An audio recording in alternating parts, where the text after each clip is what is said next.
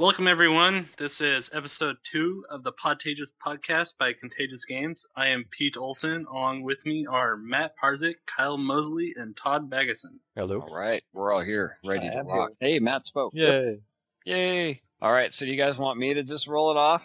Start off? Yeah, sure. Why don't you? All right, so poor us as developers. We want to make games. We just want to have fun.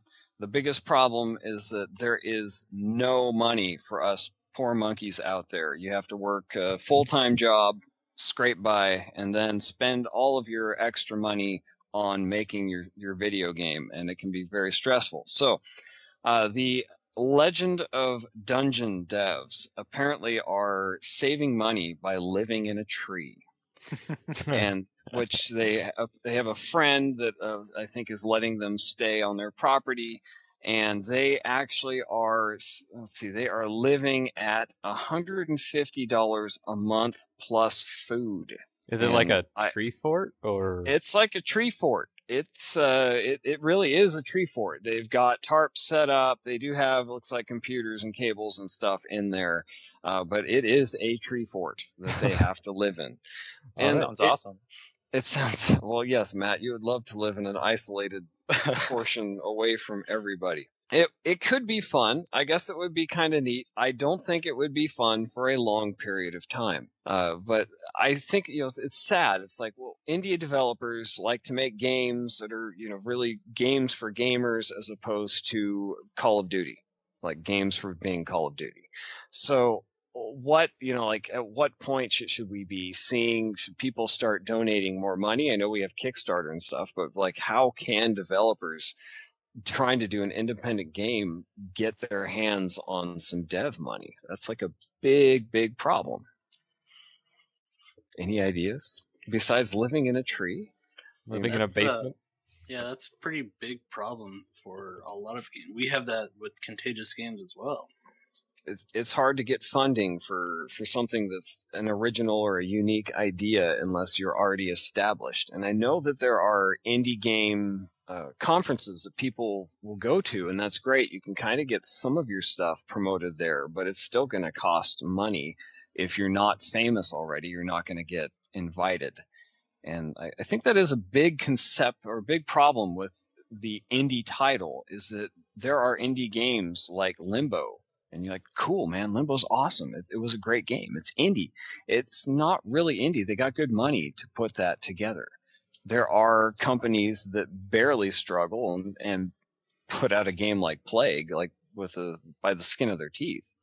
And it seems like there should be, at this point, there's got to be a way where you can get people who are indie fans to kind of give up money for these indie projects.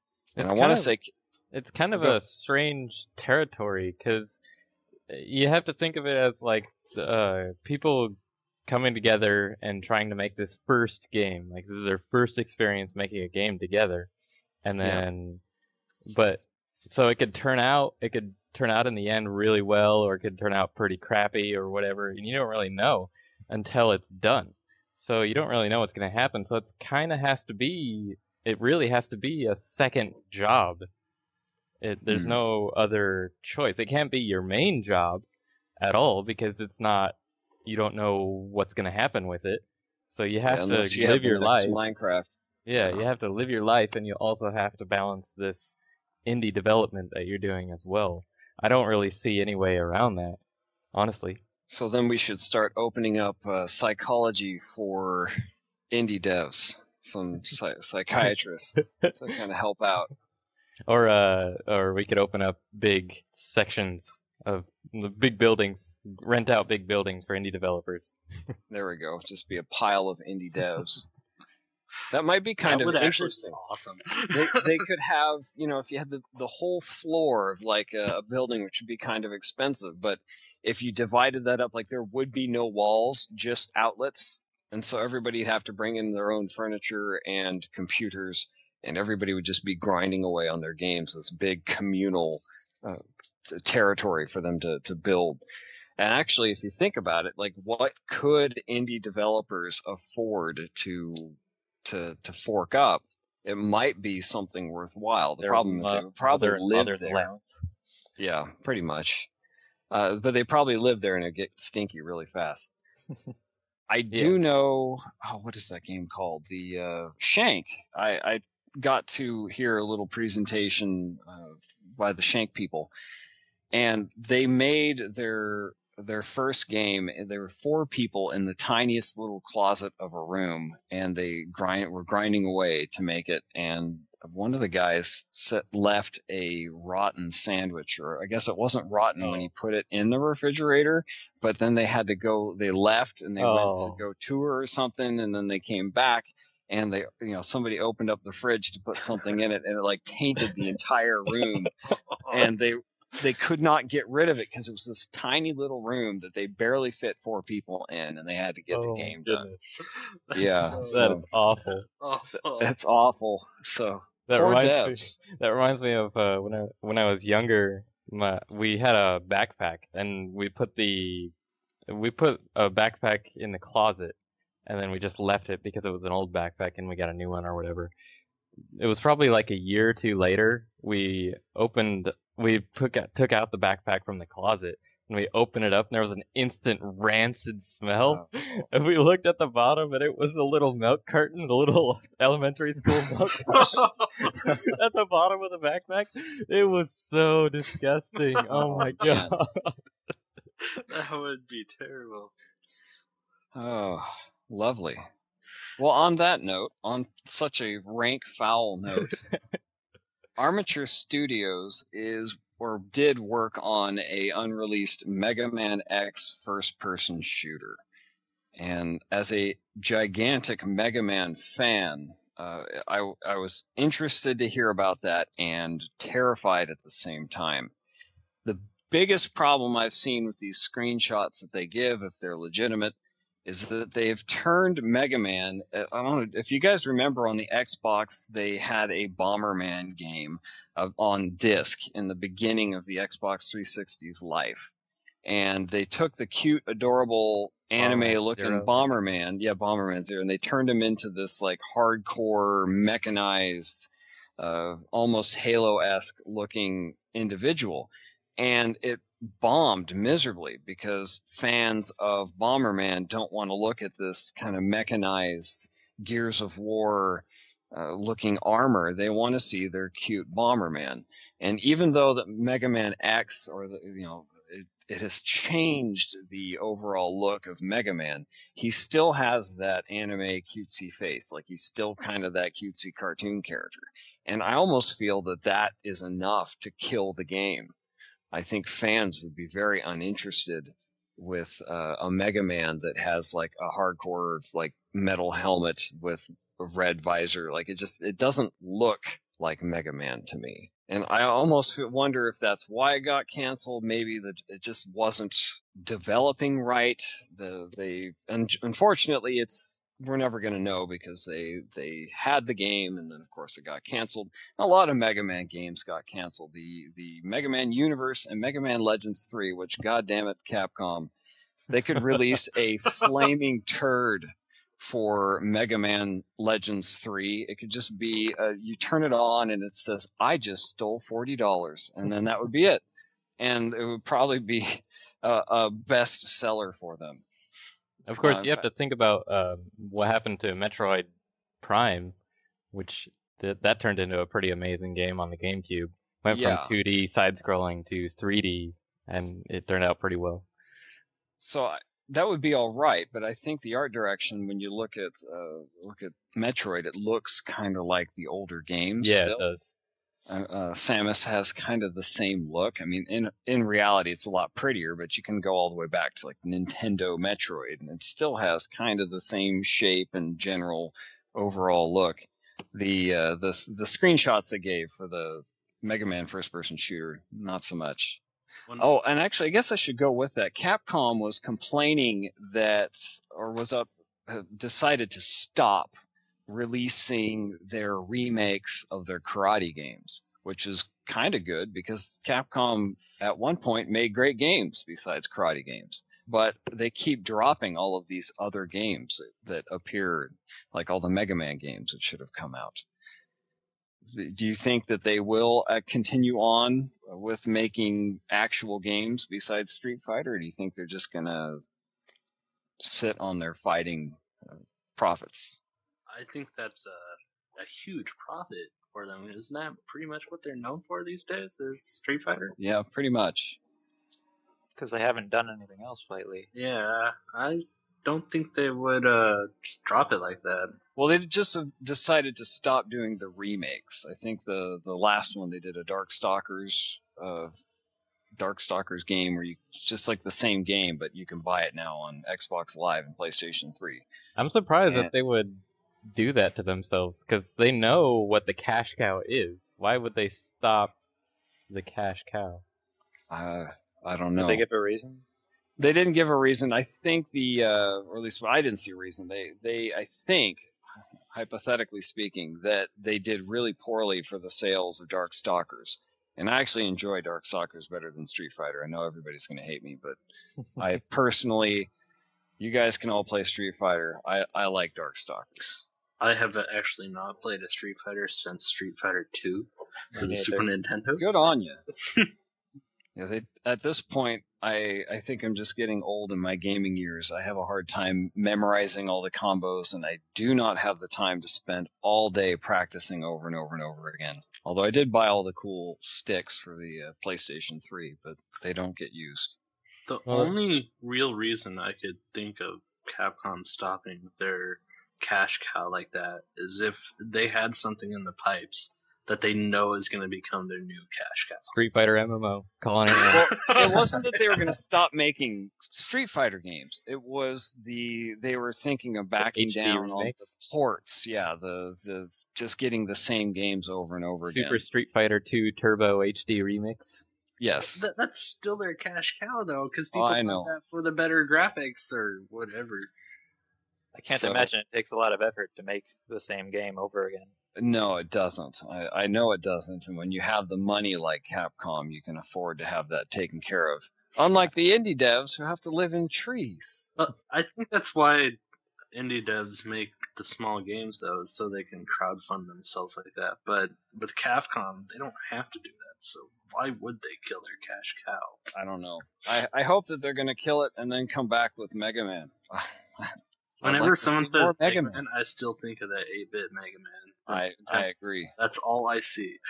I haven't played any since then. So.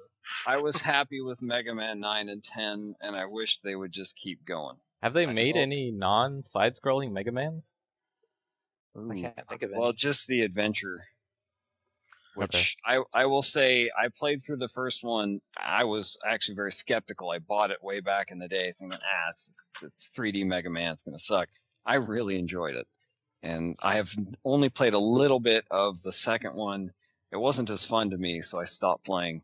And the Misadventures of Tron Bonne, which is a enemy for Mega Man in those games, that one was also very peculiar but enjoyable.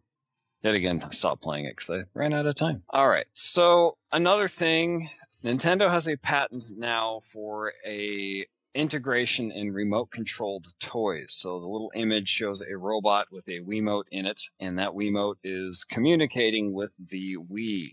At least I assume it's a Wii. I guess it could be a Wii U, but they don't stand like that.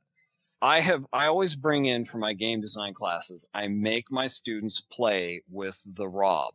And it's getting pretty sad because now you can only interact with the ROB if you have a CRT television. So when I What do is this, the ROB for those younger individuals? oh my God, if you don't know what the ROB is, you probably should stop playing video games right now.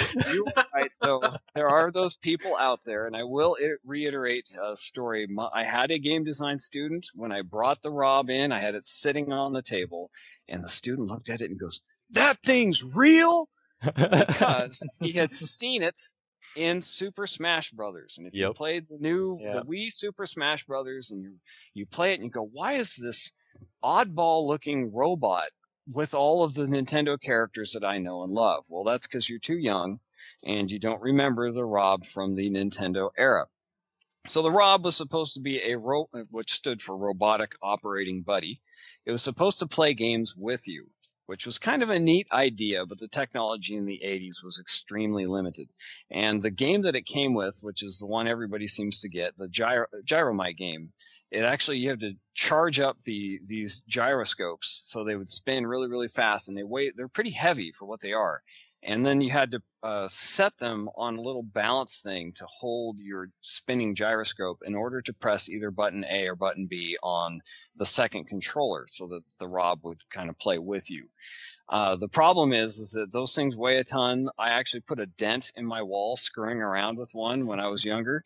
I spun it as fast as I could, and I was like messing with it, and then it got out of my hands and pew, shot across the room, like, just put a big dent in the wall. So Nice. I don't think that it's a very safe thing, but most people have that because that's what came with the Rob. But there's another game called Stack Up, and Stack Up is kind of allows the Rob to pick up and stack these colored chips that it comes with. So that's a bit more interesting of a game and a lot less dangerous. Although if you want to get hurt, I think it's awesome to play play Gyromite. So what we would do in the game is that you have, because I know that none of you have played it at home, you have a grid of commands, like up, down, left, right, because the Rob can actually move its arms up and down. It can open its arms, it can close its arms. And so the players have a guy on a grid, and if they cross over all the buttons for, let's say, up, then the Rob will move up. Or if they jump over all the buttons, kind of Q*bert style, slowly, then if they go on down, the Rob will move down, open, close, move left, move right, or turn left, turn right. And so the players have on the Rob a chip on their side, one each, and then in the middle are all the rest of the chips, and they have to run on this little platform or grid, Q*bert style, trying to solidify up, down, left, right, open, close, to pick up the chips and move them to their side. What's crazy about it is that we're not used to playing a game where you have your action on your screen, but then there's a physical element external from the game in the real world that you have to actually pay attention to what you're doing with the robot while you're also trying to attack the guy on the screen and prevent him from controlling the robot in your way. So it's always a big hit because people, when they first look at the Rob, they go, "Oh, this is crappy. I've watched all these videos. The angry video game nerd made fun of it. It's just a stupid thing." But when they actually have to compete, it completely changes their view on the Rob. They actually start going crazy, and they're like screaming and yelling, and they have a hard time because their brain has never interacted in this way ever. Even though they play a butt ton of video games, they still can't wrap their head around it because it's so much going on, which is kind of the fun. So you guys, as my students, have actually experienced this with the Rob and Stack Up. What did you think? What were your impressions when you played it? I remember I played against Jake in it. I just don't remember what I thought at the time. I remember Jake flipping out when we were playing it because he couldn't control the robot as well, or it was having some problem that he was blaming on the robot. I see. It's always the robots. But see, that way you have one more. You can say it's always the controller, and then now it's the controller and it's the robot. It gives you two possible things to bitch about. Yeah, I think it's always cool when you can interact with a game physically, more so than just looking at it on the TV screen. So it always adds that much more to it. Compare it to the camera controls nowadays, or the motion controls, I should say. Okay, yeah. The PlayStation Move and stuff, which is just sort of interacting with things in the physical world, but it's more of interacting with the air around you rather than things. Physical objects like the Rob interacting with you in person, and I think it adds a lot of depth to games. So I know I'm way into external components for games. Like I find that to be really interesting, and the recent successful ones would be kind of unfortunate ones, which are the Rock Band instruments and the dance pad, which I don't use the dance pad. I do like Rock Band, but what about stuff like Skylanders? Is that what it's called? Yeah, but the problem is with Skylanders. Don't get me started. This is like a whole podcast on itself. I have a lot of Skylanders, The game is well crafted. I enjoy playing Skylanders, but you pay this money for a toy, and they shouldn't be allowed to call it a toy. There are no moving parts. It doesn't have its arms and legs don't move. You can't take them off the base. You just have it. Pretty much is a memory card that has a really cool statue on top. Now I haven't played Giants because I don't want to spend money. I will at some point, but not right now. But the giant figures might move a little bit, but the regular figures don't really move much, or they just don't move. So it's not really a toy. And then I was kind of frustrated. This is something that they should do, is they should turn all of those little figures into a board game. Because the figures come with little stat cards, which are mostly bogus. They relate to the video game, but it would be cool to have a board game that you could play with the little figures that would be external from the video game, which you can play with the figures. And in general, you put them on the portal and they sit there. They don't do anything. It's not like the Rob where they would animate or move or respond to you or tell you a secret or whatever. They just sit there. So if either of you guys played Skylanders? Nope. No. Nope. All right. Well, the game is well crafted, but it is definitely a simplistic game. The other thing is they can only accept. Oh, I'm sorry. I just am really frustrated. There's so many things they missed with this game. They have a multiplayer, but it's only 2-player. It's not the co-op. Co-op's only 2-player, which that's understandable. But the multiplayer is only 2-player. So deathmatch, 2-player. It's like, what's up with this? You want to select the toys, and it's only a 2-player deathmatch. Now, even worse, they have a game that they call football, which I guess kind of is, where there is a glowing ball, which is like your football. And when you grab it, you have to take it to the goal. There's only one football and only one goal, and the other one tries to defend. That game would have just been a total blast if you could have 4 people. 2, it's fun for a little bit and it just wears thin. But 4 would have been a total blast because you could have had, the defender, all that sort of thing. It would have just been the attacker defender. It would have been great, but they didn't do it. And you can fit 4 Skylanders on a portal, but they wanted you to be able to put a Skylander and like a weapon or some power up. So I don't know if there's limitations in the machine reading. And even if it is, you could scan in each guy. And I know that's what the Wii's going to do because Wii has the same technology. And in a 4-player game, when you only have one screened controller that can accept your toys, then everybody's going to have to scan their guy in at a different time. And then they're in. So even if you had a limitation of only being able to read 2 Skylanders, you should still be able to scan them all in, play, have fun, and then turn it off. That one was a real upsetting circumstance for me. And on that, I better move to another subject. Because I will not Really? get off of it. By the way, I do like the game. I enjoyed it, but man, they missed big time on a few other things.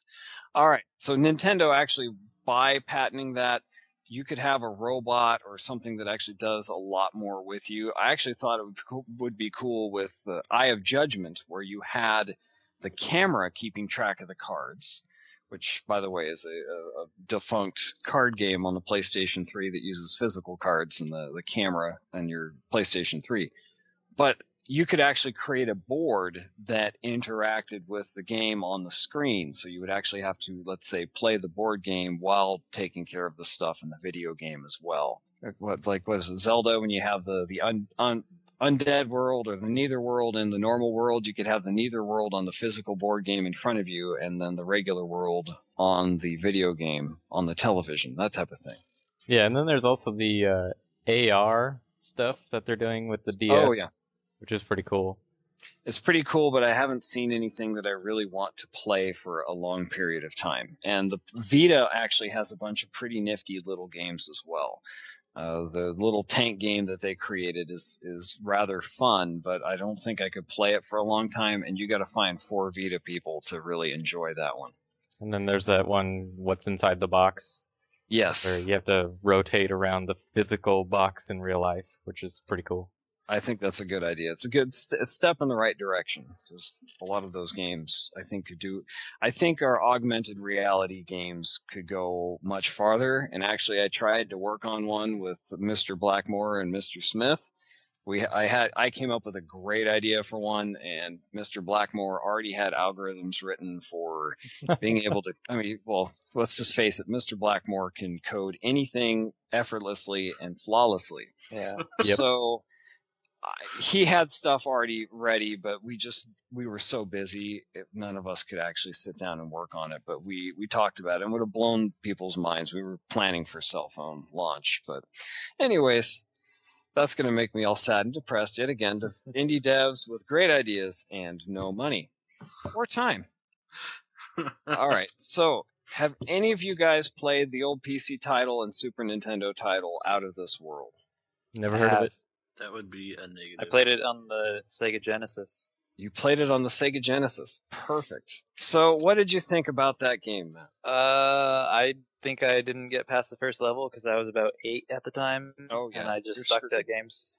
That was a tough game in general. I remember seeing it. They used vector art in order to make this. It had this big introduction on the PC. It had full audio and everything. And I remember watching that, going, "Holy crap! It's like a live action video." But it was all vector art, so it didn't really take that much. It wasn't that large of a file. That was back when games were 2 megabytes, and like that, you would fill up your 20 megabyte hard drive with them.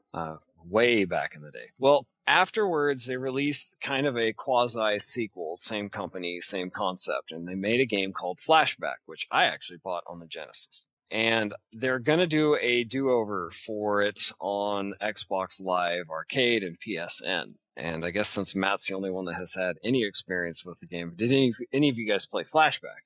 Never heard of it. Okay, so God, you guys need to do some major game research. Holy cow! Somewhere I've got a Genesis cartridge. I could loan it to you. So with Flashback, it kind of was like an adventure version of Prince of Persia. It was almost kind of the same time era. So your control and running around in the environment, I don't really want to call it stiff, but it was very controlled, like the original Prince of Persia, not the new 3D games that have come out. So they're going to do a remake, which is kind of interesting. It's sad to see that we get nothing but remakes.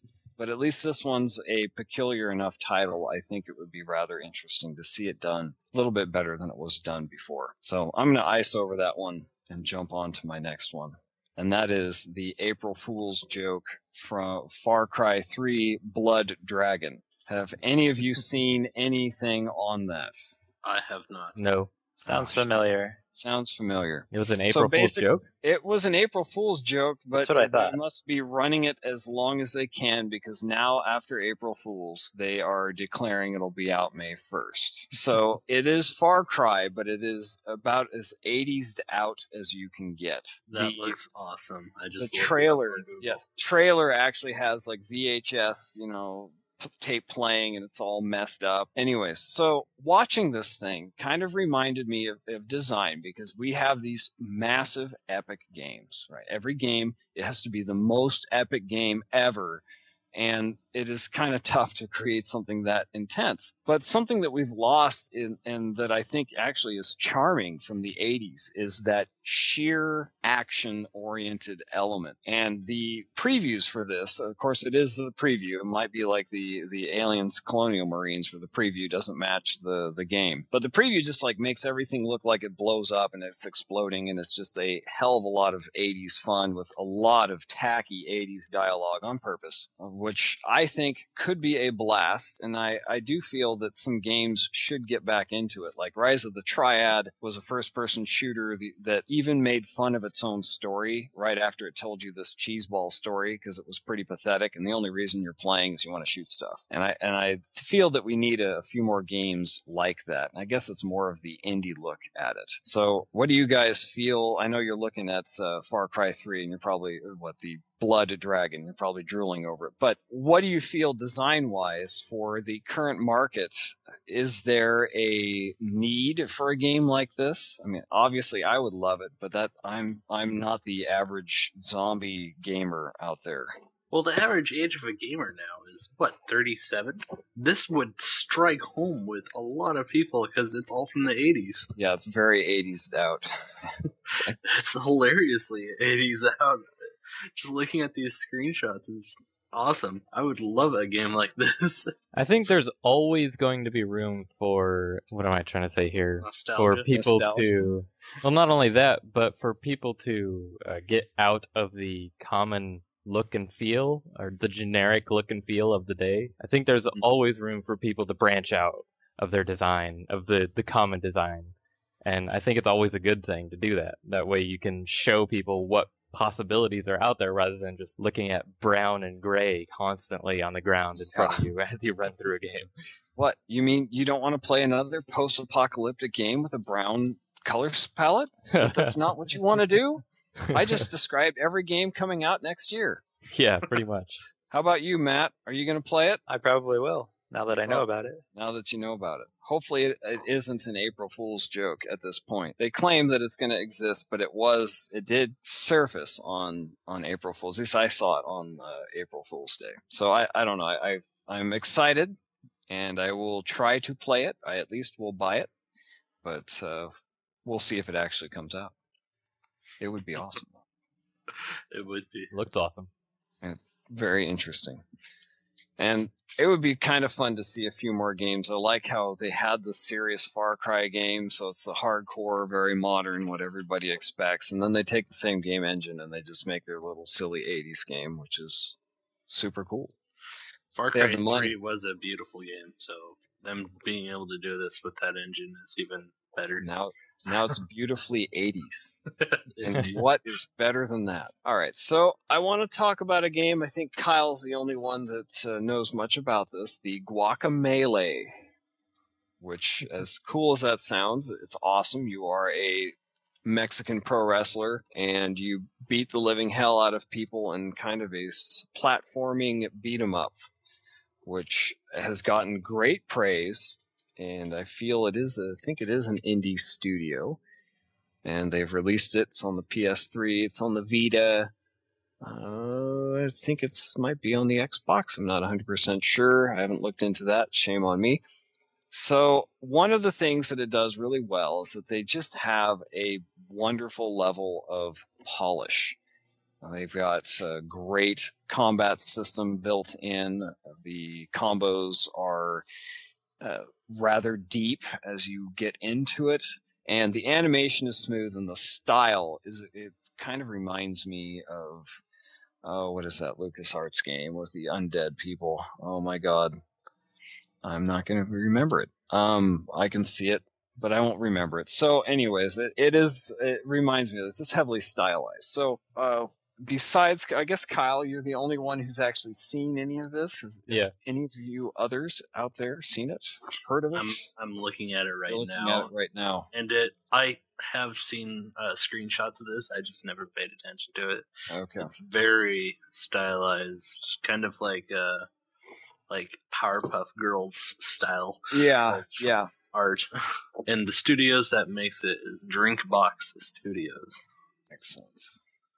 Some of the arguments that come up about these type indie games, this is an indie game, right? Yeah, seems like it. Yes. If it's not, they didn't get that much money for it. Yeah, it is. Some of the arguments that come up about these types of games is that the indie audience or the indie market is getting flooded with side scrolling, like over flooded with side scrolling. Yeah, because the regular market isn't getting flooded with first-person shooters, Yeah, real-time strategies, and role-playing games. Anyway, so keep going. Oh, I was just bringing up the fact that a lot of people think the indie is, or some people think it's a cop-out or something easy to design a side-scrolling Jesus. game, and I see a lot of arguments about that. Those complaints. People are not making games on their own. Yeah. I did get to see a little bit of Indie Game the movie. Have you guys seen that at all? No, I haven't. I was tempted to watch it, but I couldn't bring myself to.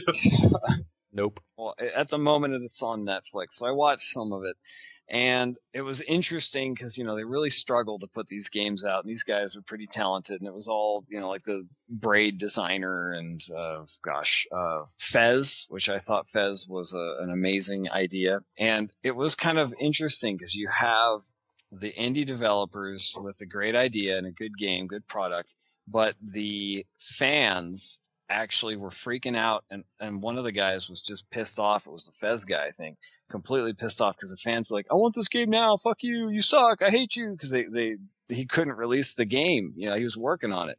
And people just don't realize that when EA pumps out a game, they've got 200 to 1,000 people working on this game 24 hours a day, whereas the poor indie guys, it's a guy sitting in his room with a computer, like him and one other guy, trying to put this game together.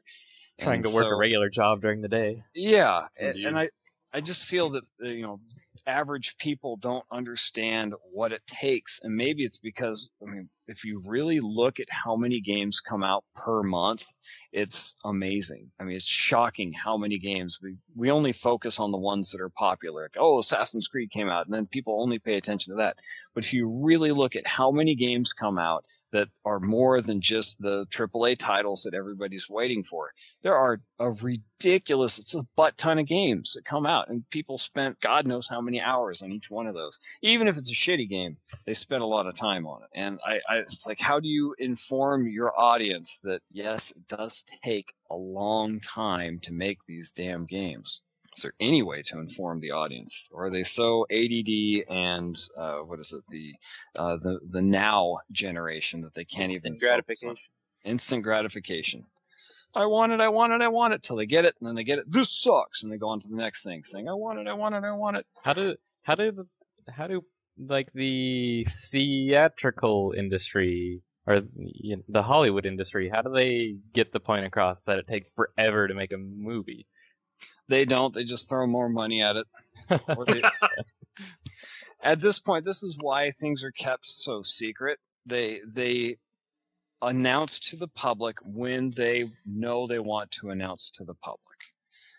That's why they don't tell you day one what they're working on, or they keep it completely top secret. Of course, people could steal ideas, but let's just say, hypothetical Halo 5. Okay, let's say it's Halo 5. They're going to make one. Why not? It's a cash cow. It's going to happen. It's not even.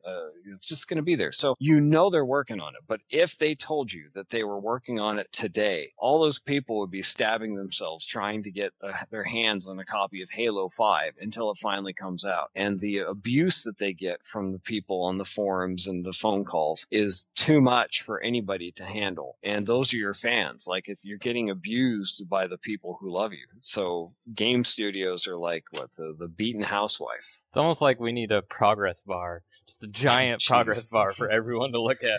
We are 10% into development. Oh, man. I'm going to stick that up on Contagious Games now for Puppy Hunt. Just a progress bar on the web. If you're going to put a progress bar for Puppy Hunt, don't worry. You can just put a static image. You're good to go. It's actually... I did pop open my Aliens Colonial Marines game because I found out that the Wii U version will no longer be completed. So I was very upset. I was going to hold on to my special edition in all glory of it being so terrible. And I popped the game in, and one of the biggest complaints about the game is that the AI sucks completely, and everybody complains about it. Everyone. So I put the game on the second from the easiest difficulty, and I got my ass handed to me. And I know I'm not a great shooter. I love the games. I play as hard as I can, but man, I just couldn't kill the aliens fast enough. So it was really frustrating because I'm like, God, I thought the aliens were stupid, and they're easy to shoot, and they get stuck on walls, and they don't go anywhere. So that actually was kind of a shock to me. I was expecting other things. So I will kind of give reports as the weeks go by as I try to continue to play through that game. But for now, I'm fairly early on in my gaming experience. Although I did see the guy blow up the chest buster with a grenade in the umbilical cord between two ships, which is one of the biggest complaints. Although I think they tried to develop that guy as somebody who just liked to throw grenades. He threw grenades at missiles that were underneath a dropship. Like, that's how he decided to kill the aliens. He throws grenades at missiles when you're not really that far away from them, which is a great idea. So I think that he was just the guy that just liked to use grenades for everything. That's surprising So, I to don't- hear about the difficulty, because usually nowadays it's the opposite effect, where it's too easy and you have to go harder. Well, keep in mind, and I'm humble with this, I suck at games because I don't have time to play games. Although I can get a couple of kills in Call of Duty, so I guess I'm not too bad. But I wasn't doing so well. A couple scenes were pissing me off because I'd die and it would pull me back really far, and I'd have to play through. I had to watch the little video clip, and then I'd have to play through the section again. I was getting irate over different reasons why people were pissed off at the game. Do you think, Todd, that with the Twitch generation that today is, that the game was just not up to par to like something like Halo and stuff, where everything's coming at you so fast that they're used to that type of speed, where in Colonial they're not? So it seems kind of slow, so therefore they think it's slower and not as good. It may be. I had a complaint about Doom 3 because you knew that every time there was a dark area, there was a monster in there and you had to go find it. For Colonial Marines, you have your motion tracker. So you're trying to find where the aliens are coming from. And actually, maybe it's because I suck still, but I find it to be very stressful because I'm trying to like, where the fuck are these guys? And then I'll switch and then I finally see one, I can shoot him, but then I don't have my tracker out and one gets me from behind. So I think it's a different style of play, and yeah, I don't think that it's not this constant onslaught, although there was one spot where they just kept dumping aliens at you.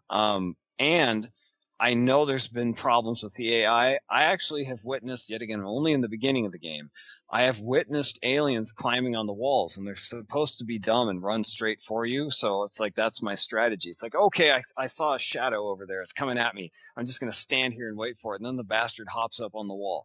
So it doesn't do a very good job, I will admit, but they do kind of run around a little bit, scatter, which is a little frustrating for me. Try not to die. So yeah, and I do think it is a little bit slower because it isn't the onslaught all the time. Like you'll get one or two guys and you're like, where the hell is he? You're trying to find him. It's like, oh, he's over here, and then he jumps at you. And also I know that there's bad AI there's a player character that helps you, and he's always in your way. Like you might as well just call him Roadblock because he is always in your way. So far, I haven't had problems with it, but I've seen footage of him just like always in the wrong spot all the time. So I know that's for sure. Even if you shoot him, he doesn't run away or anything. So anyways, I'll be giving updates as I play that, but that's as far as I got. That's like the chick that helps you in Skyrim. Oh, You'll be using a bow and Lydia? arrow. And, Lydia going through a cave or something like that. And use a bow and arrow, release it, and boom, she's right there. As soon as you release it, and boom, you kill her. Definitely done that a couple times. oh, Jesus. Well, that makes you feel extra good that you killed her instead of anything else in the environment. But oh well. So that is something that I guess when programming AI, which I saw a complaint that AI sucks nowadays when AI actually is really, really complex. The problem is we don't see the complexity. We don't think about the only thing we think about during the AI session is that fucker's in my way and he won't get out of my way and I can't accomplish my mission because he's just standing there. So maybe they need to really implement the player characters not the player characters, the NPCs to just avoid your area. If you're shooting one way, they should just back up, stand somewhere else. One more level of AI. So Pete, you had something to talk about. Mine goes back to the indie developers and stuff like that, having to do with making it as a professional indie game developer. Thomas, I'm probably going to butcher this dude's last name, Steinke, put out an article. He's the owner of Digital DNA Games. He put out an article in Gama Sutra about 8 simple tips that will like help you become better at The first one, live in a tree. No, the first one does not live in a tree. They're pretty much, you already know this if you're a game indie developer, but someone that was getting into this, like Todd, if you were to bring this up in your classes, it would be helpful to some of those students. The ones that didn't pay attention the first time? Yeah.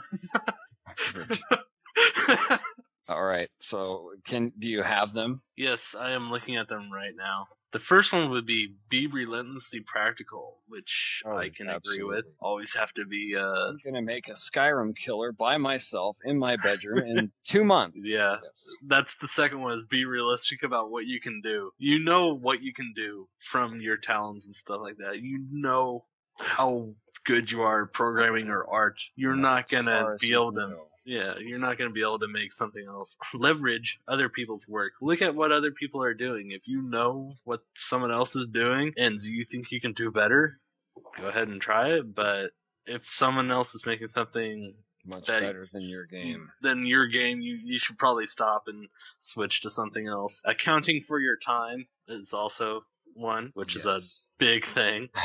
Yes. Especially with working in, you're don't- not getting paid a lot as an I don't indie know why I developer. can't get my game done. I keep going to all the midnight movie releases. I wait and hang out with my friends, and then we go for drinks afterwards. I don't know why my game's not getting done. You know, I just finished Skyrim for the 5th time. Yeah, I've heard it all. The biggest one, I think, is picking the right projects. You're Oh, not picking a project for yourself. You're picking it for your customers. And so you need to look at all the trends and stuff like that to make sure you're Full going block to be going with something that's going to succeed. Somebody has to work on that Barbie game. That's Exactly. right. Being realistic about your expectations, that is another important one. Indeed. People, a lot of people don't have a grip on what they can do. That's for sure. And he says be very selective about who you work with. Some situations where you don't have a choice who you work with, you're going to be stuck with that person. But if you can be selective, be selective. Matt, do you have a choice on who you work with? Kinda. Okay. He does. He has his choices of artists and stuff. He didn't His want to work choice, with me. He wouldn't. his choice was I can work with Pete or I can work with nobody. I got a choice. I can do both. He could have went with Steve over me. Yeah. If Steve was up to it. Yeah, If if Steve Steve was up to it. And- Steve worked on it for a little bit, so I guess in a way you worked with both. That's true. Yeah, and that goes for me too. I know a few other programmers other than Matt. I'd stick with Matt because he has the same passion as I do. And that's one of the important things you need to have is someone else that has the same passion for games as you do. Yeah, don't pick up some random stranger or some random friend that's like, oh yeah, I've always thought about getting into game design. They start the project and leave a week later. Yeah, Exactly. don't ask that person. Yeah, it's like if you know this person to pick up projects and then drop them, he's not going to be the person you want to pick up with. Yeah. And the last one is another really important one. Don't get discouraged. Failure is always part of game design. That's right. Learn from your mistakes. If you suck at something, your game blows ass. Well, you learned from that. You know what not to do now. That's right. You know not to make that same game again. Exactly. Got to make sure that one player mode is feasible for the average player. Yeah, that is true. All right. Well, we should probably wrap this up since it's getting a little late, and I think Matt should have the last word. Close us out, Matt. Contagious Games signing off.